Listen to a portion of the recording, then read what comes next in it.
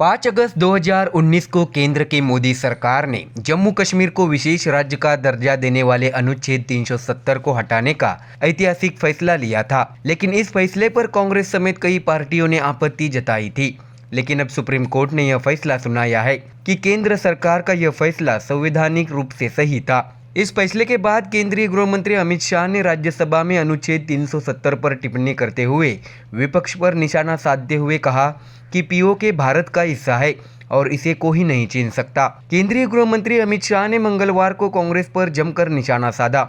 उन्होंने अनुच्छेद 370 हटाने के मोदी सरकार के फैसले का समर्थन करते हुए पंडित जवाहरलाल नेहरू और गांधी परिवार पर भी निशाना साधा। अमित शाह ने कहा, जम्मू कश्मीर के लोगों के अधिकारों को 3 परिवारों ने रोक दिया। पीओके भारत का है और इसे कोई छीन नहीं सकता। उन्होंने विपक्ष के आरोपों का जवाब देते हुए साफ किया कि हम भारत की 1 इंच भी जमीन जाने नहीं देंगे। धारा 370 ने अलगाववाद को ताकत दी है। नेहरू ने कश्मीर का मामला बिगाड़ा और छोड़ दिया। उन्होंने ये भी आरोप लगाया कि उनके फैसले से जम्मू कश्मीर के विलय में देरी हुई।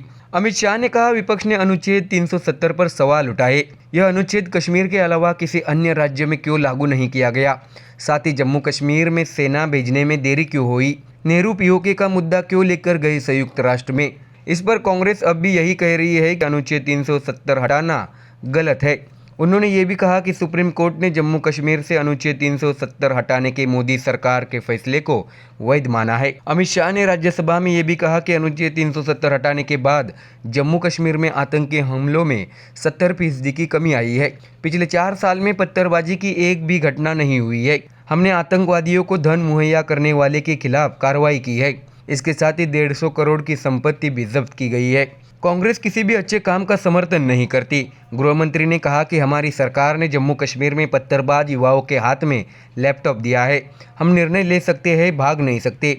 370 के फैसले को इतिहास याद रखेगा। जम्मू कश्मीर को विशेष राज्य का दर्जा देने वाले अनुच्छेद 370 को हटाए जाने के बाद इस फैसले के खिलाफ सुप्रीम कोर्ट में याचिकाएं दायर की गई। उस मामले में सुप्रीम कोर्ट ने अंतिम फैसला सुनाया और पुष्टि की कि अनुच्छेद 370 को हटाने का फैसला सही था। इस बीच फैसले से पहले इस मामले में याचिकाओं की ओर से कोर्ट में पेश हुए वकील कपिल सिब्बल का किया गया ट्वीट चर्चा में आ गया है। फैसले से पहले याचिकाओं की ओर से पेश हुए वकील कपिल सिब्बल ने ट्वीट कर संकेत दिया था कि कुछ लड़ाइयां हारने के लिए लड़ी जाती है। अगले कुछ वर्षों में देश के विभिन्न संगठनों द्वारा उठाए गए कदम विवादास्पद होंगे। साथ ही सिब्बल ने यह भी राय व्यक्त की कि ऐतिहासिक निर्णय में नैतिकता की दिशा तय करते समय इतिहास मध्यस्थ की भूमिका निभाएगा। तो देखा आपने, सुप्रीम कोर्ट के फैसले के बाद अमित शाह ने विपक्ष को जमकर सुनाया है। Bureau report, MDR news.